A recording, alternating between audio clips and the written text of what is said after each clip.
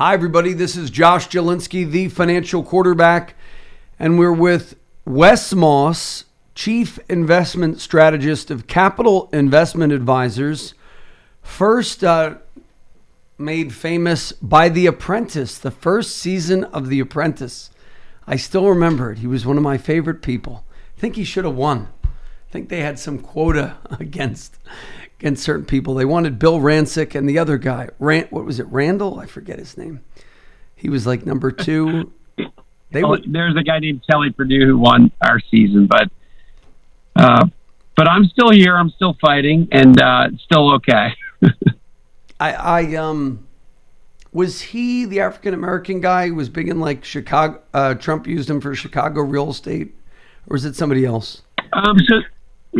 So Bill Rancic won the first season. Then I was on the second season, did not win, but made some great lifelong friends that I still do a lot of business with. And then, so it was a very positive experience. And then I believe Randall may have been the next season. So we were on the show back in 2004 when people still watched, I guess, a lot of TV. Today, I've got 4 little kids and they stream. It feels like we've slowly crept on videos. We have video streaming creep in the Moss house, meaning that we started with just Netflix and then it was Disney and then it's Prime and HBO Max, and it just keeps going. So there's not a lot of television watch, but lots of streaming video. Yeah, that is an amazing phenomenon with cord cutting and all of those things. I try to get rid of them. Like a financial tip, I'll like binge watch a bunch of stuff on one.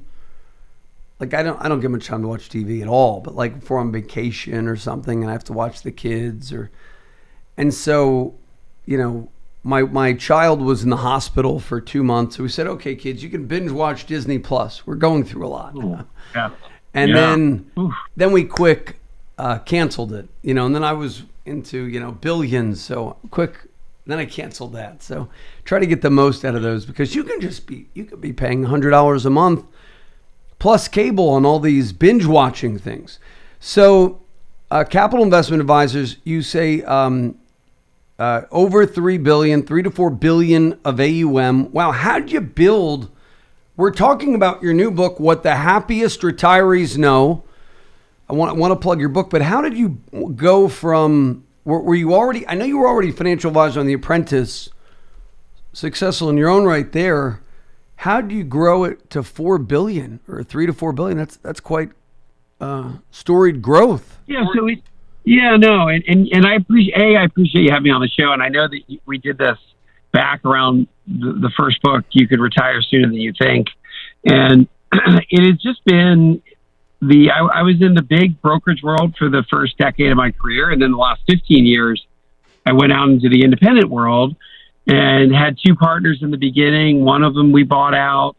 And then we've had some other machinations of ownership in the firm, but it's really just been me trying to grow the firm and trying to do that for the last 15 years and really doing the right thing for our clients, just like I know you do.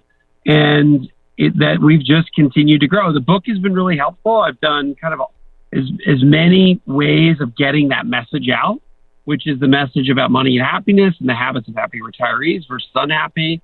And I think it's just a combination of getting that word out, whether it is the YouTube channel or I've got a podcast, which is called Retire Sooner, that is I've been doing all year, which to me, it's almost shocking. I didn't know if anybody would listen to it because I traditionally have not been a podcast guy. So when you don't listen to something, it's hard for you to imagine lots of people flocking to it. So it took me a lot of years to do the Retire Sooner podcast, but we've got 50, 60,000 people a month downloading Retire Sooner podcast. It's not the Joe Rogan show, but it's been a wonderful way to get the message out. And then I've been doing financial radio like you for the last 15 years. And I think all of that combination, and then really books and writing every single day I write for the newspaper, I write for wesmoss.com. And then You Can Retire Sooner Than You Think, my first book, again, we sold, I don't know exactly where we are, but somewhere around 100,000 copies of that. And hopefully what the Happiest Retirees Know, this newest project that I've worked on for the last couple of years, and finally publishing it, in the next week or so, hopefully we continue to get the word out around how we think about money and happiness and the habits of happy retirees and how they invest. And that's a chunk of this, and it's a big part of it.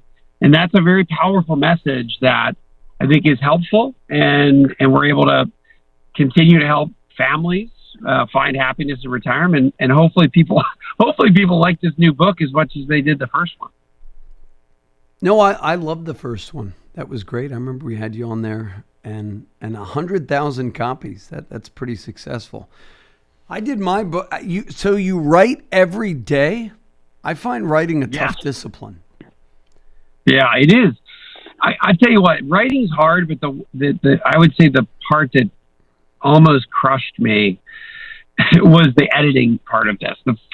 For some reason, this one took 7 edits, and that is what almost, that almost crushed me.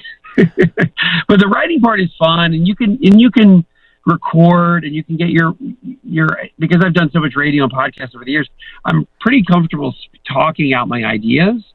So doing radio, a little bit of radio every day, a little bit of podcasting every day, a little bit of writing, and then being able to transcribe all that, eventually you get some momentum. And I in this book, I was able to take what I thought the best, most helpful concepts over the last couple of years I've written about, and then intertwine that with the research that I've done around happy and unhappy retirees. And, to me, it's really fun content. I mean, I'm just fascinated by that relationship, and I love studying populations on what a population that you want to emulate. Hey, I want to be like that group. I want to have plenty of money, freedom, and I also want to really enjoy life, and I want to have a happy retirement. What are all the things that go along with that? And that's what I've been studying. So it's the research studies that essentially create what I think is the message and the content and what can be helpful. And I can just write about that, and I can do that every week. And then that eventually turned into the first book, and then it eventually turned into this next book. So it's a marathon. I mean, it's probably more like an Ironman triathlon. It's a long slog, but when you're enjoying doing it, it's actually doesn't feel like it's that hard. No, fantastic. So what group of people would you like to emulate? And then we'll ask Wes about the top 3 financial habits the happiest retirees have in common. But which group of people would you like to emulate? So there's HROBs and there's UROBs, and that acronym, well, hopefully we'll get some traction. But actually, I wanted to name this book Happiest Retiree on the Block. And the publisher just didn't like the title, and we went back and forth forever, and they kind of they won the battle. But I did get to keep HROB, and throughout the book, HROB, we introduced the first chapter to the quintessential HROB, Happiest Retiree on the Block. They've got this piece of the financial equation nailed, and then they've got the rest of this life equation, whether it's family, faith, giving, social, all of these health, all these habits that they have done over the course of their lifetime. And they've, through my research, self-selected, hey, by my research, I can kind of tell, like, this is what I call the top 2 highest quintiles in happiness. And that's who I want to be like one day. And how do you get those? And probably a long way from actually being, quote, retired. I still want to emulate those habits. And I want to just not do all the things that the UROBs do, which are the unhappiest retirees on the block. So how do you become like the HROB? Was it HROB? Yeah, HROB, Happy Retiree on Block.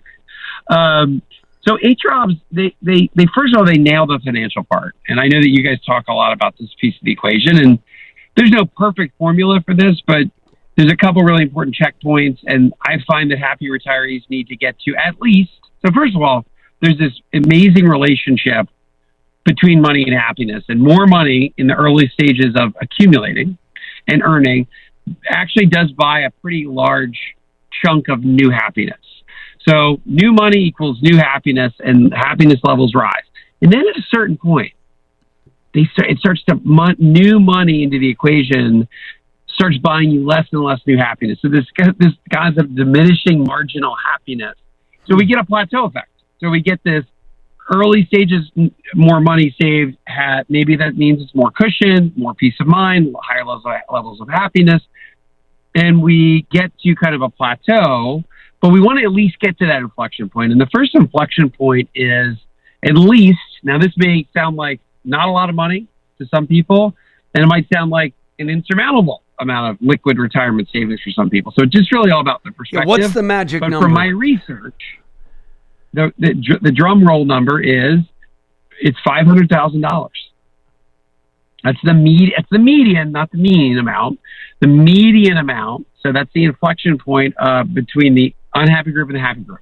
Now, more is certainly better. It doesn't hurt, but that's the first piece of the equation. The second piece of the equation is either a mortgage already paid off or being able to be paid off in the next 5 years. So that's a huge piece of the equation. So as years to pay off mortgage goes down, happiness levels actually go up. And that's one of the most interesting things I've found about happy retirees is not having a mortgage is so powerful psychologically that it literally leads to higher levels of happiness. And then the third piece of the equation, kind of the money essential, is to have. This is a good point you bring up. Is there a diminishing marginal value after? So 5 years after a paid off mortgage, they are less happy about it, more happy about it, because financially speaking, rather than paying off a mortgage at 2%, financially, you can make a case it's better spent saved or doing something for you. But I've seen exactly, and that's what. Yeah, no, and that's that you can't. It's hard to dispute that because the numbers don't lie. You're right. If you're making 10 to 15% in your investments, and your mortgage rate's 2.5%, then why would you pay off the mortgage early? You're giving up some opportunity costs. However, there seems to be a very powerful psychological benefit to being able to pay off the mortgage. And very often, and this is maybe another part of it, is we actually do make better financial decisions when we are feeling confident and comfortable when it comes to our overall finances. So maybe there's some of that. And I talk about trying to get some reason around this data in the book, but I also try to just continue to go back to the data. And the data to me shows that as years to pay off mortgage comes down, happiness levels go up. If you're a retiree and you're within 5 years of paying off the mortgage, you are 4 times more likely to land in that happy camp. Wow. So we'll talk more about happy retirees when we return with Wes Moss, author of the book, What the Happiest Retirees Know. And Wes has been so generous to give 3 free copies to the first 3 of you who schedule and keep your no obligation review. So call us now, 888-988-JOSH, 888-988-5674. And we're back talking with Wes Moss of Capital Investment Advisors, best-selling author of You Can Retire Sooner Than You Think, and the new book, What the Happiest Retirees Know. So, Wes, the top 3 financial habits, one of them was paying off a mortgage, I'm assuming. What were the other 2? Correct. And did you want to talk more about paying off the mortgage as a happy thing? So mortgage is one. The second one is getting to at least $500,000 in liquid net worth. That's liquid net worth. And then the third is multiple and different streams of income. And by thinking of it like this, if somebody asked you, or one of our listeners here, would you rather if you're going to get 10 grand a month, how would you like to receive it? Would you rather get 10 grand, one check for 10 grand a month in the mailbox, or 10 $1,000 checks? And if you think about it for a second, my gut actually says, just give me the one check. That sounds easier. It's in the mailbox once a month. I don't have to make 10 trips. But then you start thinking about it a little bit, and we have hopefully 20, 30, 40 years of retirement. You start thinking, what happens to that one check? What happens if the mailman doesn't show up? Or in real life, what happens if something happens to that stream of income? So there's this great peace of mind with more different streams of income. And I found that happy retirees average have 3+ different streams of income. The unhappy groups have 2 or less. there's another psychological benefit to that. And I think it goes back to the mailbox example. To really feel comfortable and confident that the majority of my income is never going to go away. Different sources of income is very powerful psychologically. Yeah, they've done studies on retirees with annuities or pensions or happier. What do you like for income sources? I know you talked a lot about that in the book, Retire Sooner Than You Think. Because income-oriented things can sometimes pose a lot of risk, like REITs or MLPs or gas, oil and gas things people get crushed with sometimes. Any correlation to there, or is it just getting the check? Like the dividend paying stock, somebody could have a horrible stock, but it pays them a dividend every year and they still love it. And that's certainly one of them. And again, I'm biased here. I mean, there's so many great ways to figure out getting to your financial goals. Not everybody has to invest the same way to get there.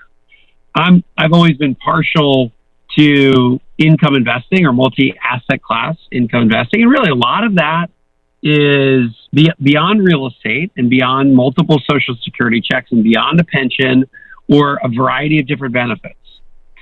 Veteran benefits as an example. Dividend paying companies, to me, I'm very partial to that. Because to your point, we can have markets, and we all know that we're all investing to make money. Total return is growth plus income. The G part of the equation, the growth part, can certainly be volatile and unpredictable.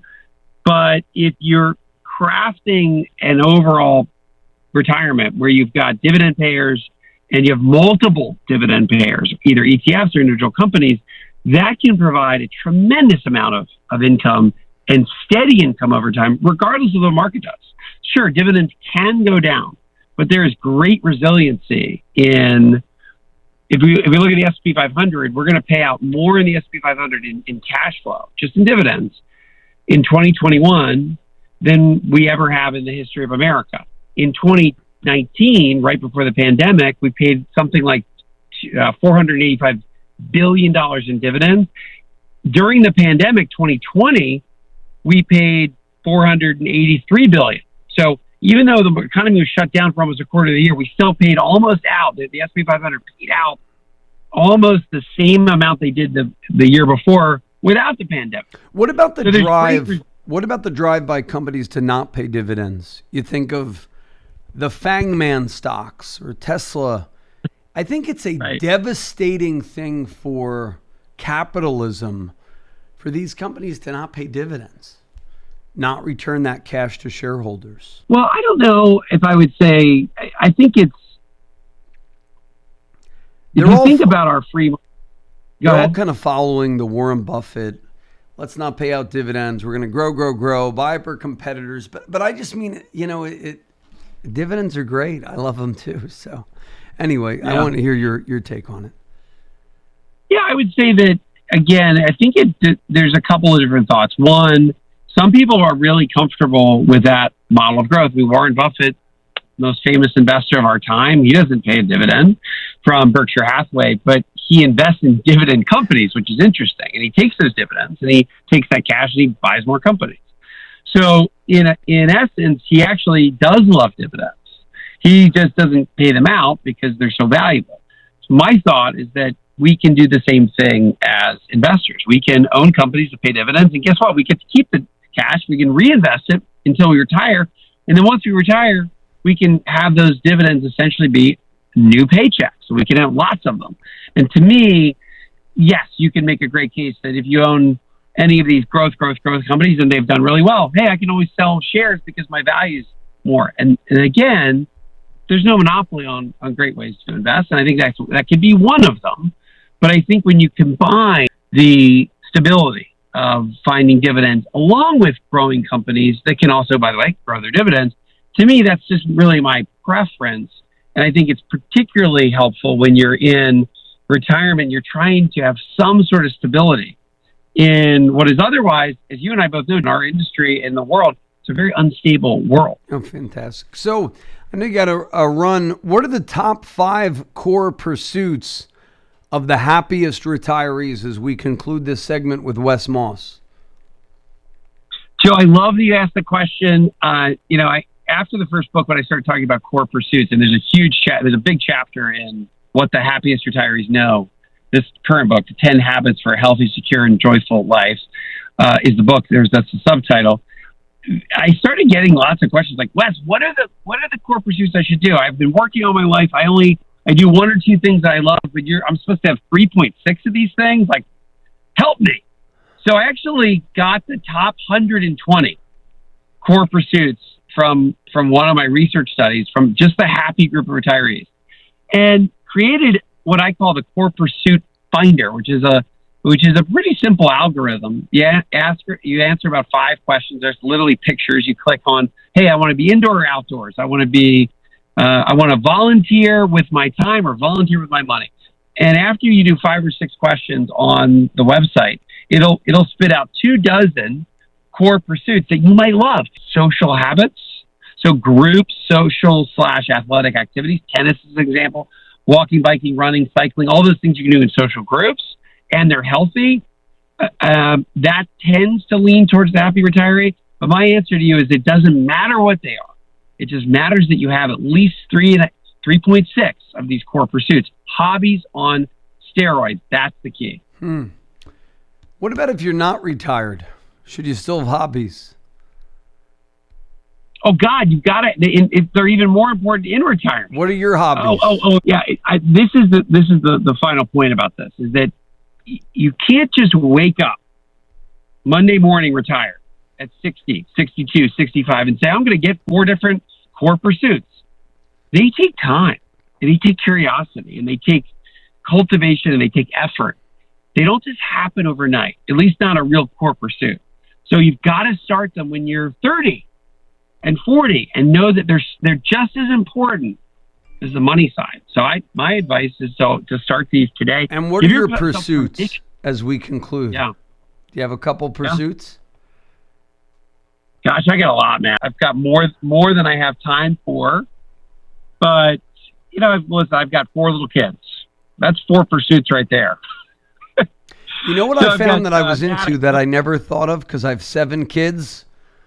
My oldest son and I, you'll love this, we play very intricate board games like Wingspan or Settlers of Catan. I mean, I was into Risk and Monopoly as a kid, but these new games are really intense.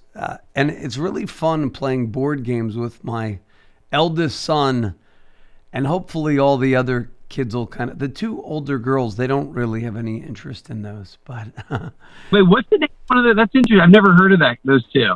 Wingspan is a new one, amazing. Okay. And Settlers of Catan is a good one. That's awesome. I've never heard of that. It's great. Well, go and buy them. You'll love them. They're very intricate. I mean, my kids started playing. My son Josh, he's a genius. He started playing them at 5, and then the 6-year-old wants to play. I mean, these are like adult board games, but the kids are learning reasoning, and it's fun. And the 6-year-old wants to play, so he's kind of learning. He doesn't really. He'll play. There's lighter versions of games that we play, but very strategic. And I'm amazed my kid beats me in all these games now. So, well, thanks so much, Wes Moss. Go get the book, What the Happiest Retirees Know, and wesmoss.com is his website. Thanks for joining us, Wes. The preceding program was sponsored by the Jalinski Advisory Group. Any awards, rankings, or recognition by unaffiliated third parties or publications, including 5-Star Wealth Manager, Advisory of the Year finalist by Senior Market Advisor, and top of the $1 Million Roundtable, are in no way indicative of the advisor's future performance or any individual client's investment success. No award, ranking, or recognition should be construed as a current or past endorsement of Josh Jalinski or Wealth Quarterback LLC. Information regarding specific awards, rankings, or recognitions is available on the Wealth Quarterback website at www.jalinski.org. All investment strategies have the potential for profit or loss. Investment strategies such as asset allocation, diversification, or rebalancing do not assure or guarantee better performance and cannot eliminate the risk of investment losses. There are no guarantees that a portfolio employing these or any other strategy will outperform a portfolio that does not engage in such strategies. This broadcast should not be construed by any client or prospective client as a solicitation to effect or attempt to effect transactions in securities securities or the rendering of personalized investment advice. Due to various factors, including changing market conditions, the information discussed in this broadcast may no longer be reflective of current positions or recommendations. While information presented is believed to be factual and up to date, Josh Jalinski and Wealth Quarterback do not guarantee its accuracy, and it should not be regarded as a complete analysis of the subjects discussed. The tax and estate planning information discussed is general in nature, is provided for informational purposes only, and should not be construed as legal or tax advice. Listeners should consult an attorney or tax professional regarding their specific legal or tax situation. Advisory services offered through Wealth Quarterback LLC.